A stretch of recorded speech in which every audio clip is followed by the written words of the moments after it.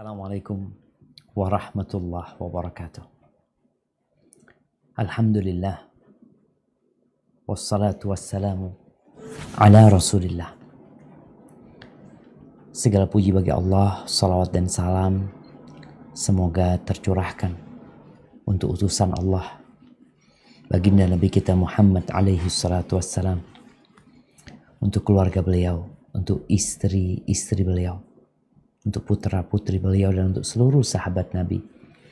Semoga Allah Jalla Jalaluh meridhai kita bersama mereka. Amma ba'd, jamaah rahimakumullah, COVID-19 belum selesai. Ada banyak problematika yang kita hadapin juga belum usai. Anak-anak yang mungkin harus sekolah online, pekerjaan yang terkadang sudah mulai menurun. Sebagian di PHK, sebagian tidak tahu harus berbuat apa. Kok belum selesai ya? Kenapa? Sampai kapan ini terjadi? Sebagian sudah mengatakan udah gak kuat. Terus gimana? Ahibati fillah. Al-Imam Ibnul Jauzi. Ada dua ulama ini, yang satu namanya Ibnu Qayyimil Jauziyah, yang satu namanya Ibnul Jauzi. Jadi bukan Ibnu Qayyimil Jauzi yang berkata ini, tapi Ibnul Jauzi. Ibnul Jauzi berkata dalam kitabnya Saidul Khatir bahwasanya pengurusan Allah Subhanahu wa taala, aturan yang Allah bikin, ketentuan yang Allah tetapkan, itu lebih baik daripada aturan kita, daripada keinginan dan ketentuan kita. Berapa sering kita punya keinginan, Allah halangi. Untuk apa? Untuk mengujimu. Orang tuh kalau nggak diuji, kita bisa ngelihat kenapa ada ujian di sekolah. Kenapa anak itu mau pindah dari satu jenjang ke jenjang selanjutnya, ada ujian, nanti diuji lagi, nanti diuji lagi. Agar nampak siapa engkau sebenarnya. Untuk melihat kesabaran. Maka tampakkan untuk Allah kesabaran yang indah. Setelah itu dapat apa? Ya, engkau akan dapat gak lama lagi ada hal-hal yang indah dan menyenangkan. Ahibati fillah. Allah berfirman di surah Al-Baqarah ya. Kayaknya ayat ini harus sering-sering kita baca. Karena sudah mulai muncul pesimisme. Mulai sebagian putus asa. Mulai sebagian lupa bahwa dia adalah makhluk yang dicipta. Bahwa yang ngurus alam semesta ini satu. Qul huwallahu ahad. Allahus samad. Lam yalid wa lam yulad wa lam yakul lahu kufuwan ahad.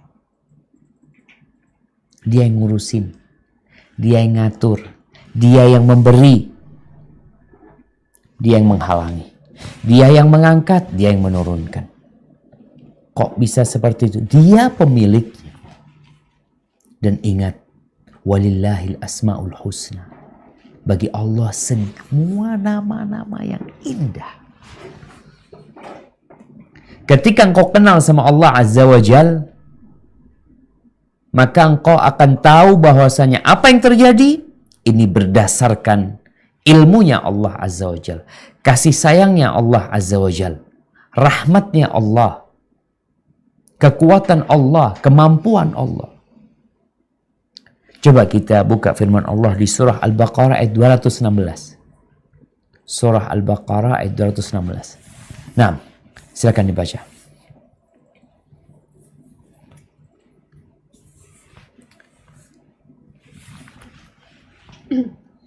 أعوذ بالله من الشيطان الرجيم كتب عليكم القتال وهو كره لكم وعسى أن تكرهوا شيئا وهو خير لكم وعسى أن تحبوا شيئا وهو شر لكم والله يعلم وأنتم لا تعلمون.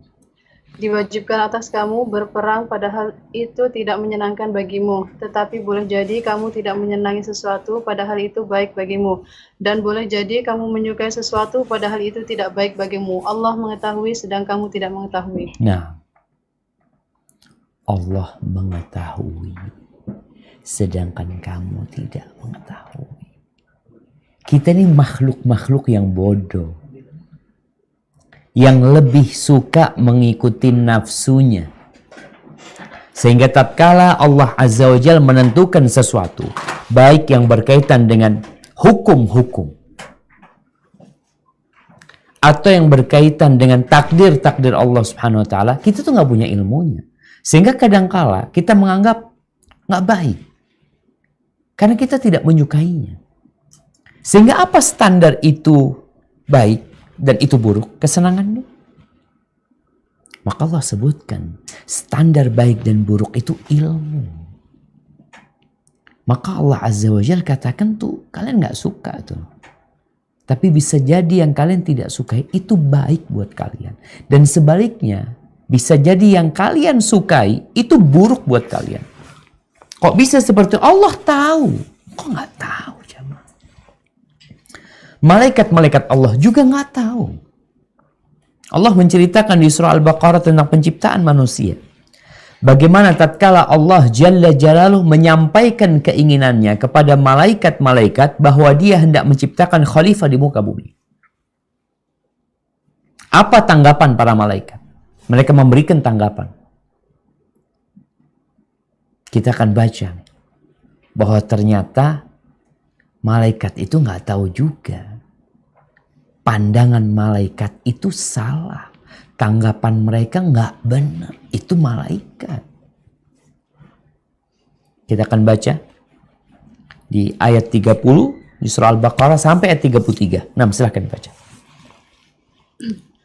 A'udzu billahi minasy syaithanir rajim. وإذ قال ربك للملائكة إني جاعل في الأرض خليفة قالوا أتجعل فيها من يفسد فيها ويسفك الدماء ونحن نسبح بحمدك ونقدس لك قال إني أعلم ما لا تعلمون وعلم آدم الأسماء كلها ثم عرضهم على الملائكة فقال أنبئوني بأسماء هؤلاء إن كنتم صادقين قالوا سبحانك لا علم لنا إلا ما علمتنا إنك أنت العليم الحكيم قال يا آدم Cukup. Nah. Dan ingatlah ketika Tuhanmu berfirman kepada para malaikat, aku hendak menjadikan khalifah di bumi Mereka berkata, apakah engkau hendak menjadikan orang-orang yang merusak dan menumpahkan darah di sana? Sedangkan kami bertasbih memujimu dan menyucikan namamu. Dia berfirman, sungguh aku mengetahui apa yang tidak kamu ketahui. Dan dia ajarkan kepada Adam nama-nama benda semuanya. Kemudian dia perlihatkan kepada para malaikat seraya berfirman, sebutkan kepadaku nama semua benda ini, jika kamu yang benar. Mereka menjawab, Maha Suci Engkau, tidak ada yang kami ketahui selain apa yang telah Engkau ajarkan kepada kami. Sungguh Engkaulah yang Maha Mengetahui, Maha Bijaksana. Barakallahu fikum. Ya jemaah. Kita lihat bagaimana tanggapan malaikat ketika Allah hendak menciptakan khalifah di muka bumi ini. Apa kata mereka? Mereka pesimis. Mereka memandang kepada sisi buruknya. Apakah engkau akan menciptakan di dalamnya yang akan membuat kerusakan, yang akan menumpahkan darah?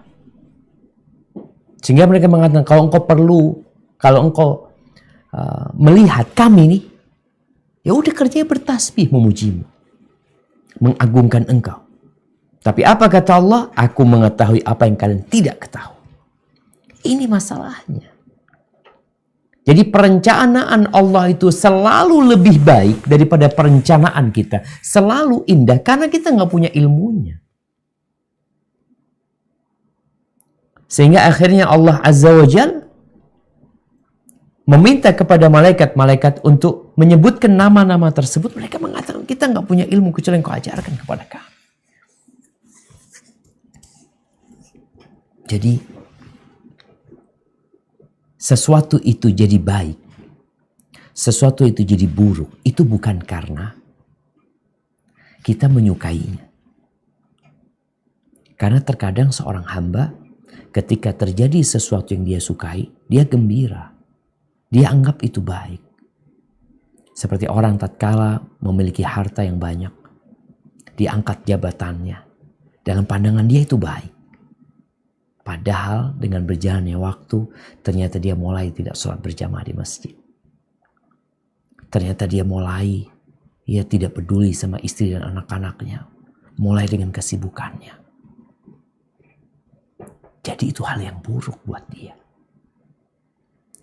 Sebagian orang subhanallah, bagaimana dia bercerita, Ustaz, tatkala ana susah, ana jadi dekat sama masjid. Tatkala ana susah, dekat sama masjid. Ketika dikasih kenikmatan nama Allah Azza wa Jal, aku jadi jauh dari masjid. Terus mana yang lebih baik buat engkau? Maunya orang itu, dia senang hidupnya tapi dekat sama masjid. Ya. Tapi tidak semua orang mampu. Kenapa tidak semua Allah bikin kaya? Tidak semua Allah bikin tampan. Tidak semua orang Allah kasih jabatan. Kenapa? Karena Allah lebih tahu mana yang lebih tepat untuk fulan. Maka jangan protes sama takdir Allah SWT. Allah itu maha tahu dan kita nggak tahu. Ya, kita lihat nih rencana seorang nabi. Nabi punya rencana. Kita buka surat Yusuf. Nah, ayat berapa tadi surat Yusuf? Bismillah, ayat 43. Nah, kita baca Nabi Yusuf alaihissalam ketika di penjara. Beliau ingin keluar. Bagaimana cara beliau keluar? Beliau punya rencana tatkala ada dua orang tadi yang meminta takwil mimpinya. Kemudian dikasih tahu sama Nabi Yusuf alaihissalam. Nabi Yusuf berharap satu orang yang selamat itu bisa menyebut dia lah, ngobrol sama raja atau apa, ngelobi lah agar dia dikeluarkan. Itu rencana Nabi Yusuf alaihissalam. Udah capek di penjara. Tapi Allah punya rencana lain. Nah, silakan dibaca. وقال الملك إني أرى 7 بقرات سمان يأكلهن 7 إجاف. Ayat berapa? 43? Yes. 4 yang dibaca ayat 42. Afwan. Nah. Ayat 42. أعوذ بالله من الشيطان الرجيم. وقال للذي ظن أنه ناج منهما اذكرني عند ربك فأنساه الشيطان ذكر ربه فلبث في السجن 7 سنين. Dan dia Yusuf berkata kepada orang yang diketahuinya akan selamat di antara mereka berdua, terangkanlah keadaanku kepada tuanmu. Maka setan menjadikan dia lupa untuk menerangkan keadaan Yusuf kepada tuannya. Karena itu dia Yusuf tetap dalam penjara beberapa tahun lamanya. Barakallahu fikum. Kita lihat tuh. Gara-gara dibikin lupa sama setan, dia nggak nyebutin kondisi Nabi Yusuf. Ada orang baik di penjara itu, sebenarnya dia nggak salah. Harapannya ya Nabi Yusuf dikeluarkan. Tapi yang terjadi, setan membuat dia lupa. Setan berpikir dengan cara seperti itu Nabi Yusuf akan lebih lama di penjara. Tapi Allah punya rencana lain. Dan takdir Allah selalu lebih indah. Allah ingin mengeluarkan Nabi Yusuf dari dalam penjara dalam kondisi terhormat. Dalam kondisi dilihat oleh umat manusia. Memberikan sebuah solusi yang hampir saja Mesir binasa. Allah punya rencana itu. Keluar dari penjara setelah memberikan takwil kepada raja, ditaruh di tempat di posisi yang paling basah beliau bisa datangkan keluarganya. Coba bayangin kalau dia keluar penjara karena lobby kawannya tadi, ya hanya keluar pulang selesai. Tapi Allah punya rencana lain. Ini yang kadangkala kita memang nggak pandangan kita ini, kita mengatakan oh kita ini orang visioner gitu, melihat ke depan, kita nggak tahu dengan apa yang akan terjadi. Maka tatkala visimu tidak tercapai, ketahuilah di balik itu ada ketentuan Allah Azza wa Jalla yang jauh lebih baik, dan itu terjadi sama Nabi Yusuf alaihissalam. Bagaimana dia tetap di dalam penjara beberapa tahun, jamaah. Untuk apa? Untuk sebuah posisi Allah sudah sediakan. Hanya tinggal nunggu waktu. Dan itu pun untuk menguji kesabaran Nabi Yusuf alaihissalam. Sehingga dia keluar mendapatkan sebuah kebahagiaan. Lupa dengan segala kesulitan dan kesusahan selama di dalam penjara. Taib, itu Nabi Yusuf. Nabi Musa alaihissalam. Ada dua kisah Nabi Musa. Yang pertama, ketika Nabi Musa alaihissalam dikejar oleh bala tentara Fir'aun. Nah, beliau akhirnya membelah lautan. Ketika beliau masuk ke dalam lautan, pasukan Bani Israel sudah berada di dalam lautan. Nabi Musa ingin menutup lautan tersebut, supaya Fir'aun tidak dapat mengejar. Artinya, rencana Nabi Musa adalah menyelamatkan Bani Israel. Dengan Bani Israel sudah masuk ke dalam lautan, kemudian lautan yang di balik mereka itu sudah tertutup, maka secara otomatis Fir'aun gak akan dapat mengejar mereka. Itu rencana manusia. Rencana Nabi Musa alaihissalam. Tapi apa kata Allah? Coba dibuka firman Allah. Di surat Ad-Dukhan ayat 24.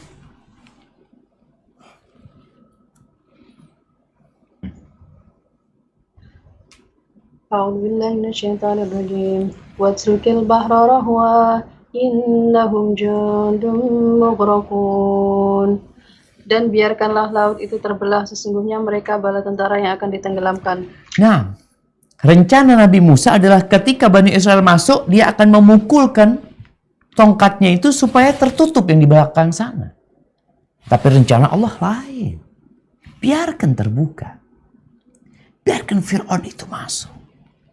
Di mana bayangan Bani Israel? Awalnya ketika mereka di pinggir laut, di pantai situ, mereka sudah ketakutan. Falamma tara al-jam'an qala ashabu Musa inna lamudrakun. Ketika dua kelompok ini saling melihat, akhirnya sahabat-sahabat Nabi Musa mengatakan, kita binasa udah. Habis, kita tersusul sama mereka. Dalam bayangan mereka kan, mereka ingin perjalanan mereka, pelarian mereka tuh nggak diketahui nama Fir'aun. Inginnya mereka, udah pergi meninggalkan Mesir, selesai. Sembunyi-sembunyi. Kejadian itu malam hari. Ternyata pagi harinya udah nyampe tentara Fir'aun.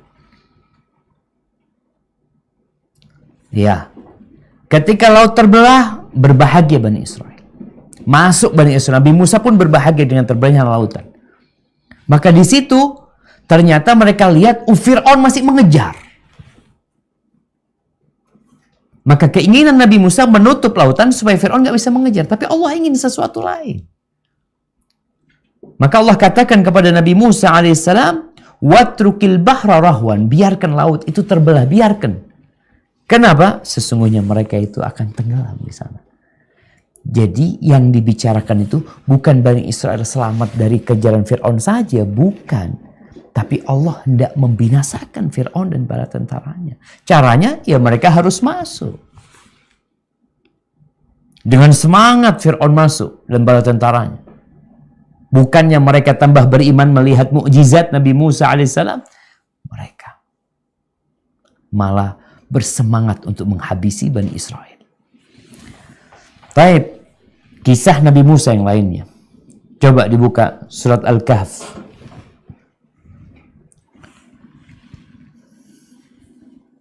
Nah, surat Al-Kahfi ayat 71.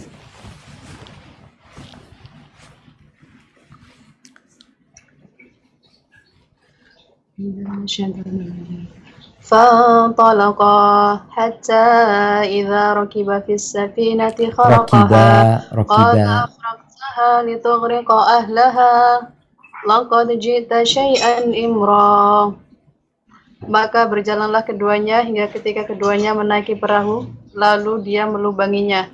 Dia Musa berkata, "Mengapa engkau melubangi perahu itu? Apakah untuk menenggelamkan penumpangnya? Sungguh engkau telah berbuat sesuatu kesalahan yang besar." Kita lihat Nabi Musa datang untuk belajar sama Khadir.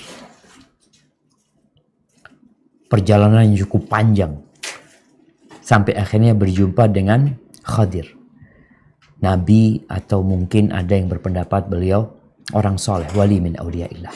Tapi mungkin pendapat yang mengatakan Nabi itu lebih sahih. Subhanallah, syarat kalau mau belajar, ini kan tidak punya ilmu Nabi Musa. Jadi ada ilmu yang Nabi Musa ketahui, ada ilmu yang Khidir yang punya, Nabi Musa nggak punya.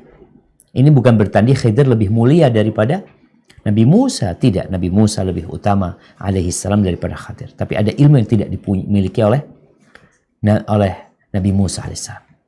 Ketika mau ikut, udah dikasih syarat. Engkau kalau ikut aku belajar sabar. Tapi engkau nggak akan sabar. Enggak, aku akan sabar. Orang itu kenapa nggak sabar? Karena dia nggak punya ilmunya. Kita bicarakan dari awal tadi. Bagaimana Allah Azza wa Jal tatkala mewajibkan berperang kepada umat Islam, itu sesuatu yang tidak disukai. Allah sudah sebutkan. Allah tahu ini kalian nggak suka. Tapi di akhir ayat Allah sebutkan wallahu ya'lamu wa antum la ta'lamun. Allah tahu, kalian nggak tahu. Udah jalani. Intinya karena kalian nggak punya ilmu, dia perlu kesabaran akhirnya. Sedangkan Khadir udah ngasih tahu Nabi Musa alaihissalam, kalau engkau ikut aku, syaratnya satu. Jangan engkau bertanya kepada aku sesuatu sampai aku yang ngasih tahu. Diem aja. Nabi Musa melihat kemungkaran. Secara pandangan ini salah yang dilakukan. Nggak benar. Ini berbahaya. Mereka bisa tenggelam nantinya. Engkau telah melakukan kesalahan besar. Khidir tidak menjawab. Dia cuma mengatakan, aku udah ngomong. Kau kan nggak akan sabar. Nih, kau udah tanya nih. Syaratnya sudah dilanggar. Baik. Baca lagi. Ayat 74. Ayat 74. فانطلقا حتى إذا لقيا غلاما فقتله قال أقتلت نفسا زكية بغير نفس لقد جئت شيئا نكرا. Maka berjalanlah keduanya hingga ketika keduanya berjumpa dengan seorang anak muda, maka dia membunuhnya. Dia Musa berkata, "Mengapa engkau bunuh jiwa yang bersih? Bukan karena dia membunuh orang lain. Sungguh engkau telah melakukan sesuatu yang sangat mungkar." Nih, gak sabar Nabi Musa. Ada anak remaja dibunuh sama Nabi Khadir. Tanpa Nabi Musa tahu dia melakukan kesalahan. Maka Nabi Musa langsung mengingkari. Engkau telah melakukan sesuatu yang sangat mungkar, membunuh jamaah, kita tahu. Bagaimana Allah Azza wa Jalla mengatakan waman yaqtul mu'minan muta'ammidan fajaza'uhu jahannam. Barang siapa yang membunuh seorang mukmin balasannya neraka. Ini sebuah kemungkaran yang besar. Khadir lagi mengatakan, aku kan udah bilang, engkau gak bisa sabar belajar sama aku. Nabi Musa sadar, dia salah lagi. Ini kalau bicara rencana Allah. Ini Allah punya rencana. Allah kirim Nabi Khadir untuk melakukan hal itu. Tentunya dengan arahan Allah Subhanahu wa ta'ala. Yang pertama, secara kasat mata nggak disukai perbuatan itu. Bahkan itu perbuatan mungkar. Orang sudah tadi yang perahu diantar gratis, kok malah dirusak perahunya orang. Seharusnya kau bilang terima kasih, kau malah merusak. Ada anak ya, bocah, subhanallah, dibunuh. Terus yang ketiga, ayat 77, silakan dibaca. فانطلقا حتى إذا أتيا أهل قرية استطعما أهلها فأبوا أن يضيفوهما فوجدا فيها جدارا يريد أن ينقض فأقامه قال لو شئت لاتخذت عليه أجرا. Maka keduanya berjalan hingga ketika keduanya sampai kepada penduduk suatu negeri, mereka berdua meminta dijamu oleh penduduknya, tetapi mereka penduduk negeri itu tidak mau menjamu mereka. Kemudian keduanya mendapatkan dinding rumah yang hampir roboh di negeri itu. Lalu dia menegakkannya. Dia Musa berkata, jika engkau mau, niscaya engkau dapat meminta imbalan untuk itu. Nah, nih Nabi Musa bingung melihat Khadir minta dijamu, ditolak oleh warga sana. Kok malah berbuat baik sama warga sana? Berbeda dengan kejadian pertama. Kalau kejadian pertama kan Nabi Musa dan Khadir diberi pelayanan yang begitu indahnya, naik perahu gratis, lalu perahunya dirusak. Ini orang berbuat baik, kau rusak perahunya. Yang terakhir, engkau itu nggak dijamu sama mereka, malah engkau berbuat baik sama mereka. Engkau perbaiki dinding yang mau roboh di kampung sana. Kau kan bisa minta bayaran dari mereka. Subhanallah. Ini hal-hal jamaah. Kita kan udah tahu ceritanya. Kita udah punya ilmu. Sehingga kita nggak seperti Nabi Musa alaihissalam. Kita udah tahu cerita ini. Tapi karena Nabi Musa nggak tahu, nggak punya ilmunya, maka beliau bertanya. Tapi syaratnya waktu itu nggak boleh tanya. Ya, kita akan baca penjelasan Khadir tentang kejadian itu. Silakan dibaca. Ayat 78, 79, 80, 81 sampai 82. Ya. 78. Qala hadza firaqu baini wa bainik. Sa'unabbi'uka bita'wili ma lam tastati' 'alaihi sabra.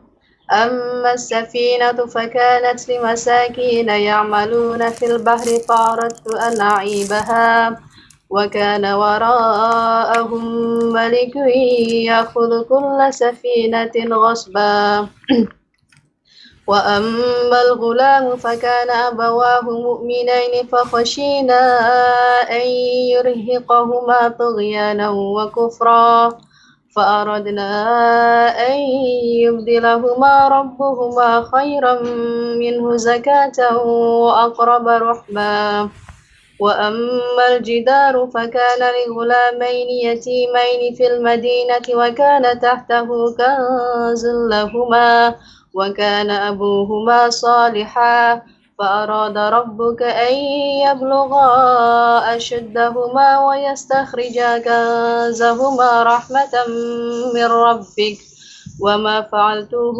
عن أمري ذلك تأويل ما لم تستطع عليه صبرا. Dia berkata, inilah perpisahan antara aku dengan engkau. Aku akan memberikan penjelasan kepadamu atas perbuatan yang engkau tidak mampu sabar terhadapnya. Adapun perahu itu adalah milik orang miskin yang bekerja di laut. Aku bermaksud merusaknya karena di hadapan mereka ada seorang raja yang akan merampas setiap perahu. Dan adapun anak muda kafir itu, kedua orang tuanya mukmin. Dan kami khawatir kalau dia akan memaksa kedua orang tuanya kepada kesesatan dan kekafiran. Kemudian kami menghendaki sekiranya Tuhan mereka menggantinya dengan seorang anak lain yang lebih baik kesuciannya daripada anak itu dan lebih sayang kepada ibu bapaknya. Dan adapun dinding rumah itu adalah milik dua orang yatim di kota itu, yang di bawahnya tersimpan harta bagi mereka berdua dan ayahnya seorang yang soleh. Maka Tuhanmu menghendaki agar keduanya sampai dewasa dan keduanya mengeluarkan simpanannya itu sebagai rahmat dari Tuhanmu. Apa yang kuperbuat bukan menurut kemauanku sendiri. Itulah keterangan perbuatan-perbuatan yang engkau tidak sabar terhadapnya. Barakallahu fikum. Tuh jemaah. Ini semua rencana Allah Subhanahu wa taala. Gimana pemilik perahu ketika tahu perahunya rusak? Mungkin dia, ya Allah kok dirusak? Ini orang jahat nih. Udah kasih gratis. Ternyata di balik itu ada raja-raja yang merampas perahu-perahu yang bagus. Dengan perahu dia bocor, nggak dirampas sama raja. Lebih indah mana sekarang? Rusaknya perahu itu atau perahu itu dalam kondisi prima dan bagus. Manusia tentunya ingin perahunya nggak bocor. Tapi apa kau nggak tahu kalau nggak bocor itu diambil sama raja? Engkau nggak punya perahu. Banyak kejadian dalam kehidupan ini yang kita nggak suka, jamaah. Di balik itu ada sesuatu yang indah. Ini perahu.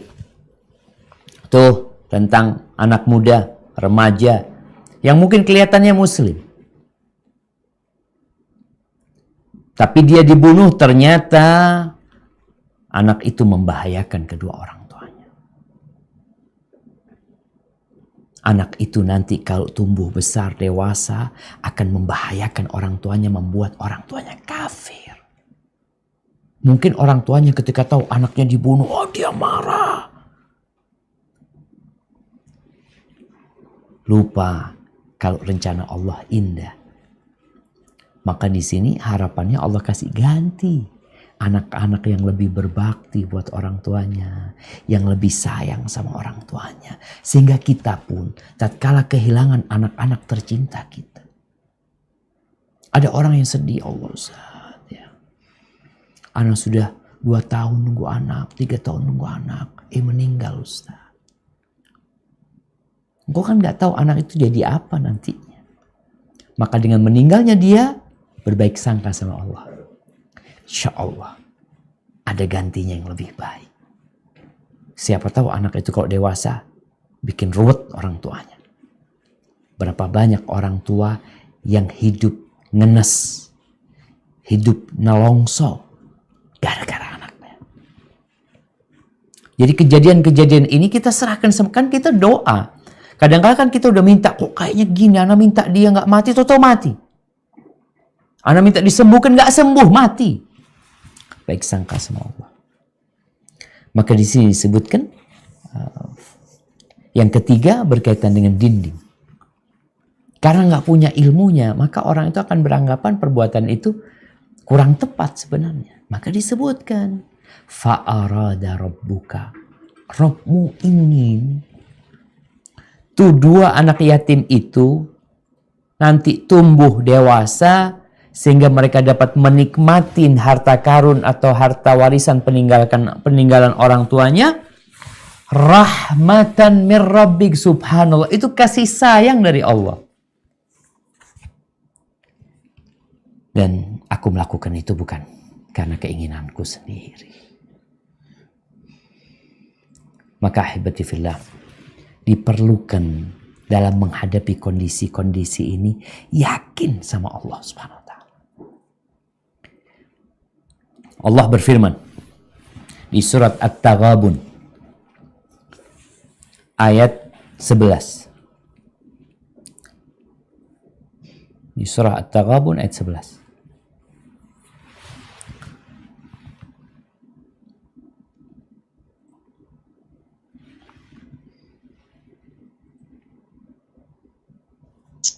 Ya. Ma asaba min musibatin illa biidznillah wa man yu'min billahi yahdi qalbah wallahu bikulli syai'in alim.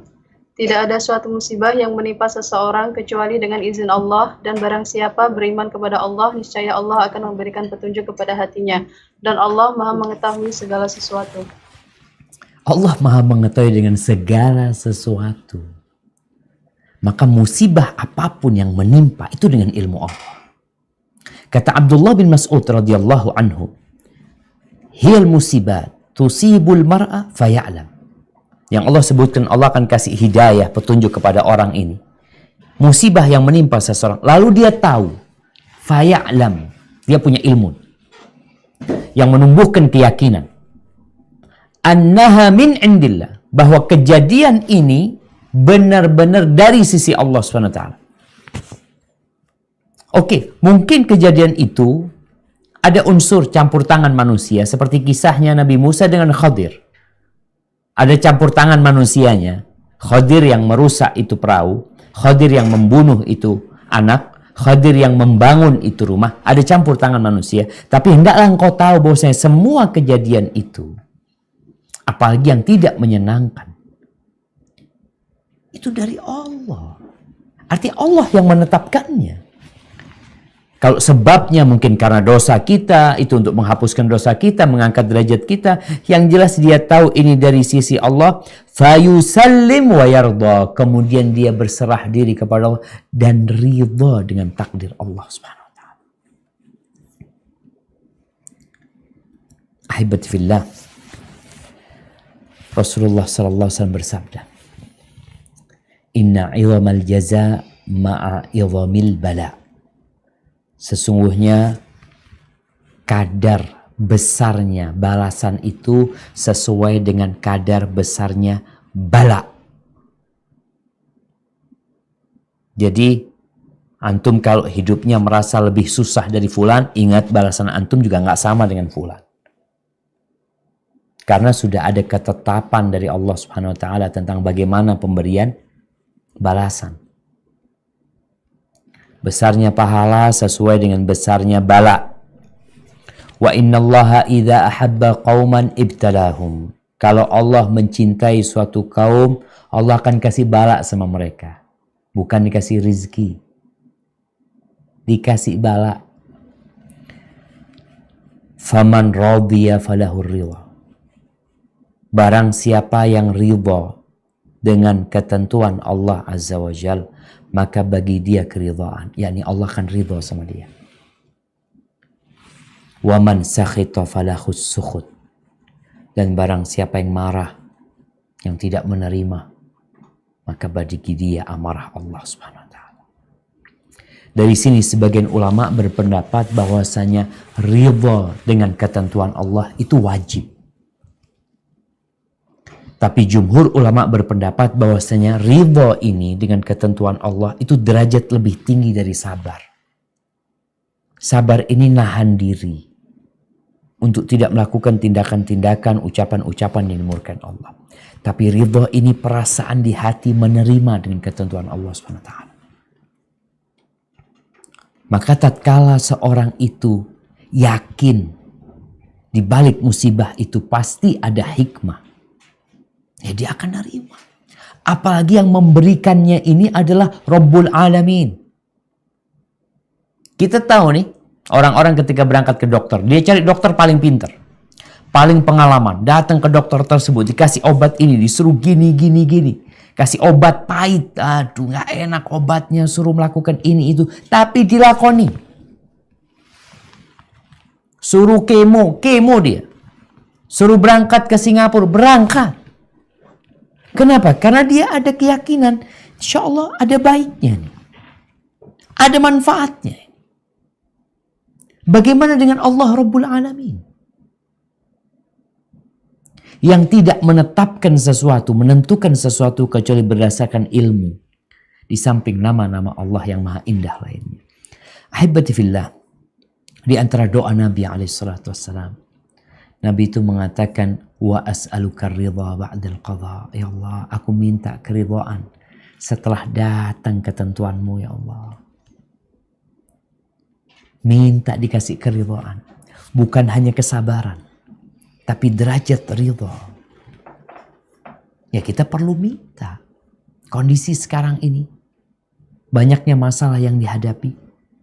Maka umat manusia harusnya kembali kepada Allah dengan memandang kehidupan ini dengan pandangan yang penuh optimisme. Yakin takdir Allah itu indah. Rencana Allah itu lebih indah daripada rencana kita. Kita udah lihat rencana Nabi Musa. Kita udah lihat rencananya Nabi Yusuf alaihissalam kepingin keluar dari penjara. Kita lihat rencananya Nabi Yakub untuk menyelamatkan Nabi Yusuf alaihissalam. Tapi ternyata yang terbaik adalah rencana Allah Subhanahu wa taala. Pagi dan petang Rasulullah sallallahu alaihi wasallam ngajarin kita untuk membuat sebuah ikrar, untuk menumbuhkan keyakinan di dalam diri kita akan Allah Azza wa Jalla, akan Nabi Muhammad SAW, akan ajaran Islam ini. Beliau mengatakan, dzaka ta'mul iman, akan merasakan lezatnya keimanan ini, man radhiya billahi rabban wa bil islami dinan wa bi Muhammadin sallallahu alaihi wasallam nabiyya, akan merasakan nikmatnya, lezatnya keimanan ini menghadapi kehidupan ini. Kalau kita ridho Allah sebagai Rabb kita, itu ridho enggak? Islam sebagai agama kita, ridho enggak dengan aturan-aturan Islam? Ridho enggak dengan Nabi Muhammad sebagai Nabi sallallahu alaihi wasallam? Dan tiap pagi dan petang Nabi ngajarin kita untuk baca 3 kali. Raditu billahi rabba wa bil islami dina wa bi Muhammadin sallallahu alaihi wasallam nabiyya. Kita berikrar tiap pagi dan petang 3 kali. Pagi 3 kali, sore 3 kali. Ucapan itu bukan hanya sekedar bacaan tanpa makna. Kita harus meyakini artinya. Dan Rasul sallallahu alaihi wasallam mengatakan, irda bima qasamallahu lak takun aghnan nas. Ridhalah engkau dengan apa yang Allah berikan kepadamu, engkau akan jadi orang paling kaya di muka bumi ini. Apapun yang kita terima dari pembagian Allah Subhanahu wa taala dalam kehidupan ini, baik itu jabatan, pangkat, baik di PHK, baik harta, baik kebangkrutan, semuanya sakit. Ridho engkau akan jadi orang paling kaya di muka bumi ini. Ahibati fillah, Ibn Athaillah mengatakan, yukhaffifu alam al-bala anka ilmuka bi'annahu subhanahu wa ta'ala huwal mubli laka. Bala yang menimpa kita itu akan jadi ringan. Pedihnya bala itu akan ringan. Bahkan gak kerasa. Kalau ada orang yang sakit dikasih untuk menghilangkan nyeri-nyeri ya, dikasih suntik bius atau apa. Agar rasa sakit dan kepedihanmu itu berkurang. Apa? Ilmumu. Ketika engkau tahu yang ngasih bala ini Allah. Allah. Engkau tahu gak sama Allah? Falladhi wajahatka minhul aqdar huwa alladhi awadaka husnul ikhtiyar. Allah Azza wa Jalla yang menghadapkanmu kepada takdir, dialah yang senantiasa membiasakan engkau untuk memilih dengan baik. Memilih yang terbaik. Artinya, Allah tuh nyuruh kita memilih yang terbaik. Tuh Allah yang kasih bala sama kita. Dia yang selalu nyuruh kita untuk memilih yang terbaik. Tentunya Allah telah memilih yang terbaik buat engkau. Allah tuh yang kasih. Ahibati fillah. Kemudian agar kita bisa ridha, yakin dengan ketentuan Allah Subhanahu wa taala ini, ya sejatinya yang Allah ambil dari kita itu pemberian Allah. Allah tuh mau ngasih kita. Sesuatu diambil sama Allah. Allah mau ngasih kita sebenarnya. Allah itu nggak pernah menghalangi kita dari sesuatu karena dia pelit sama kita. Enggak. Dia baik sama kita. Ketika apa yang kau inginkan ternyata tidak terjadi. Apa yang kau sayangi ternyata pergi dari dirimu. Maka yakinlah bahwa dalam semua itu ada pemberian yang lebih indah dari Allah Subhanahu wa taala. Ahibati fillah.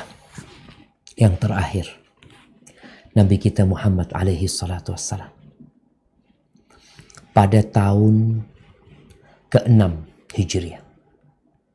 Beliau itu berangkat umrah bersama 1.400 sahabat. Beliau pernah menyampaikan kepada para sahabatnya, kalian insya Allah akan umrah. Berangkatlah para sahabat, optimis mereka umrah. Maka mereka pakai baju ihram mereka. Mereka bawa hewan-hewan yang hendak mereka kurbankan di Makkah. Sampai di dekat kota Mekah, di Hudaybiyah, ternyata orang-orang musyrikin melarang mereka untuk masuk ke kota Mekah.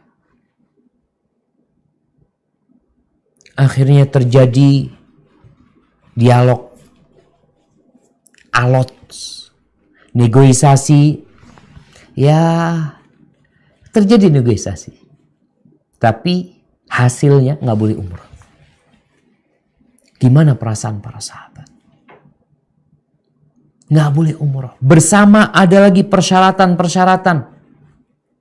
Perjanjian itu, kalau ada orang Mekah yang masuk Islam kemudian balik ke Madinah, maka Nabi Muhammad alaihi salatu wassalam harus membalikkan mereka ke Mekah. Kalau ada orang Madinah, orang Muhajirin yang berangkat ke Mekah, mereka murtad, ya udah, nggak boleh dibalikin. Jadi kalau melihat isi perjanjian itu merugikan umat Islam. Kemudian nggak boleh umroh. Mau umroh nggak boleh. Kapan umroh? Tahun depan. Tahun depan kalian umroh. Ini udah berhari-hari jemaah. Lebih sepekan mereka melakukan perjalanan. Capek, lelah. Tinggal 25 km lagi kira-kira. Ya nggak sampai. Mungkin lah kira-kira 20 km. Antara Hudaybiyah sama Ka'bah itu. Tinggal dikit.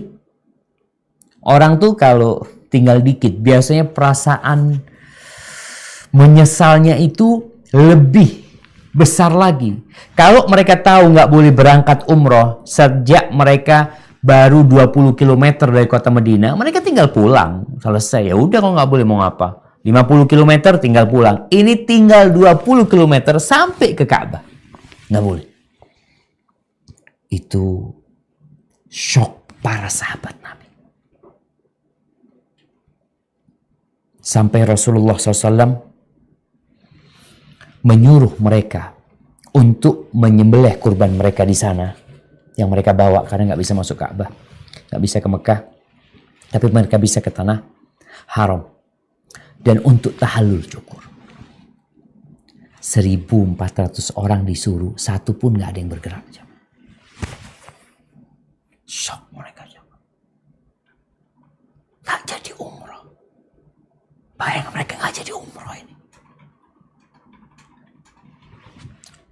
Akhirnya Rasul SAW masuk ke tendanya dengan wajah ya yang sedikit cemberut, sedih. Ditanya sama istrinya Ummu Salamah, kenapa Rasul SAW? Ya, aku menyuruh mereka melakukan sesuatu tapi mereka tidak mengindahkannya. Aw tuhibbu dzalika ya Rasulullah? Engkau ingin mereka melakukan itu? Ini istri yang soleha. Dia tahu suaminya sedang dalam masalah. Maka dia berusaha memberikan solusi. Dia mengatakan, ukhruj ya Rasulullah. Keluarlah engkau wahai Rasulullah SAW. Jangan ngomong sama satu orang pun dari mereka. Engkau potong hewan kurbanmu. Lalu engkau panggil tukang cukurmu. Karena kondisi sahabat ini shock. 435 km ditempuh. Setelah 6 tahun mereka itu nggak ke Mekah. hijrah mereka. Sekarang udah di depan mata, nggak bisa umroh, sedihnya mereka. Tatkala mereka melihat Rasul SAW ya, potong kurbannya, panggil tukang cukurnya, akhirnya para sahabat berebut. Apa rencana Allah? Para sahabat kan inginnya umroh tahun itu. Umroh tahun itu tentunya dengan kondisi yang tegang. Kalau dipaksakan umroh, akan terjadi ketegangan, mungkin akan terjadi konflik. Bahkan para sahabat itu sudah sumpah siap mati membaiat Rasul SAW. Akhirnya 2 tahun kemudian, tahun ke-8 Hijriah, rencana Allah umat Islam masuk ke... Itu perjanjian 10 tahun. Seharusnya perjanjian itu berakhir tahun 16 Hijriah. Perjanjian itu berakhir tahun ke-8 Hijriah. Di mana umat Islam datang 10.000 pasukan. Masuk ke kota Mekah. Menaklukkan kota Mekah. Karena penduduk Mekah berkhianat terhadap perjanjian tersebut. Kalau nggak ada perjanjian, nggak bisa orang itu diberikan hukuman. Maka dengan adanya perjanjian, ternyata rencana Allah adalah untuk memberikan kota Mekah kepada umat Islam. Sabar. Maka semoga kita bisa bersabar menghadapi ketentuan-ketentuan Allah dengan yakin bahwa Allah itu lebih sayang sama kita daripada kita sama diri kita sendiri. Hadza wallahu a'lam bishawab. Mungkin